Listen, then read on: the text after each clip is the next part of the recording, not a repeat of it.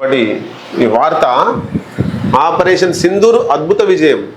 తిరంగా ర్యాలీలో వెంకయ్య నాయుడు, ఏలేటి, కొండ, కిషన్ రెడ్డి, విద్యాసాగర్ రావు, రఘునందర్ రావు, ఈటల. వీళ్ళు ఎందుకు తీస్తున్నారో ఏం అర్థమవుతలేదు నాకు.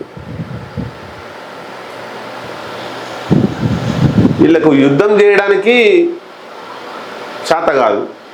వీళ్ళ కొడుకులు ఎవరు ఆ బార్డర్లో ఉండరు, ఆర్మీలో ఎవరు పనిచేయరు, వీళ్ళ కొడుకులు బిడ్డలు ఎవరు పనిచేయరు, అంతా విదేశాలలో చదువుతుంటారు. వీళ్ళకి సంబంధించి విదేశాలలోనే డాక్టర్ గానో ఇంజనీర్ గానో లేకపోతే ఉండడం కూడా విదేశాల్లో ఉంటారు. మన భారతదేశంలో ఏమి ఉండరు. వీళ్ళు ఏమన్నా పాకిస్తాన్తో యుద్ధం చేస్తారంటే వీళ్ళు కూడా చేయరు. పోనీ వీళ్ళు నిజాయితీగా కొట్లాడతారంటే నిజాయితీ కొట్లాడరు. ఇక్కడ ఉండి ఇక్కడ వాళ్ళ మీదనే దాడులు చేపిస్తారు. మన భారతదేశంలోనే ఉండి తెలంగాణలో ఉండి తెలంగాణలోనే మతం పేరిట దాడులు చేపిస్తారు.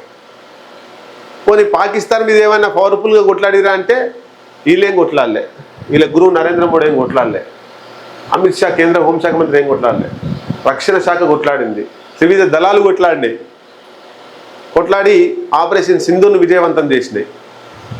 వాళ్ళు మన దేశ రక్షణ శాఖ ఆర్మీ అంతా కూడా పకడ్బందీగా పాకిస్తాన్ను 1971లో ఏదైతే 91,000 మంది సైన్యం ఎట్లయితే లొంగిపోయారో అంతకంటే ఎక్కువ పవర్ఫుల్గా కొట్లాడి పాకిస్తాన్ సైన్యం మొత్తం లొంగిపోయే దశను తీసుకొచ్చే విధంగా మన భారత సైన్యం కొట్లాడుతున్న తరుణంలో ట్రంప్ గాడు దీనిలో దూరి ఈ యుద్ధాన్ని విరమించేసిండు. ఆ యుద్ధాన్ని విరమింపజేస్తే ఒక్క మాట మాట్లాడలే ఈ నిలబడ్డోళ్ళంతా. ఒక మాట మాట్లాడలే, మోడీ ఒక మాట మాట్లాడలే, అమిత్ షా ఒక మాట మాట్లాడలే, ఎవరు కూడా మాట్లాడలేదు. ఇప్పుడు అంటే ఉరికేటోళ్ళ కాళ్ళ కట్టెబెట్టి పడేసిర్రు. మంచి పవర్ఫుల్గా కొట్లాడుతున్నటువంటి ఆర్మీని అభినందించి ఇంకా బేషరతుగా మీరు ఫైట్ చేయండి అని చెప్పి వదిలేయాలి. ట్రంప్ కోసం యుద్ధం ఆపిర్రు. 91,000 సైన్యం 1971లో భారతదేశానికి లొంగిపోతే ఇప్పుడు కూడా అదే పరిస్థితిని దరిదాపు తీసుకొచ్చే అవకాశాలు మనకు కనబడ్డాయి. పాక్ దగ్గర ఏం లేదు, ఇక ఇబ్బంది పడే ప్రయత్నం వచ్చింది. అయినా ఎందుకు ఆపిర్రు? ఆ యుద్ధం ఆపినందుకు అయి ట్యాంక్ బండిపోయి తిరంగ ర్యాలీ చేస్తున్నారు. ఏం సాధించిరని తిరంగ ర్యాలీ చేస్తున్నారు?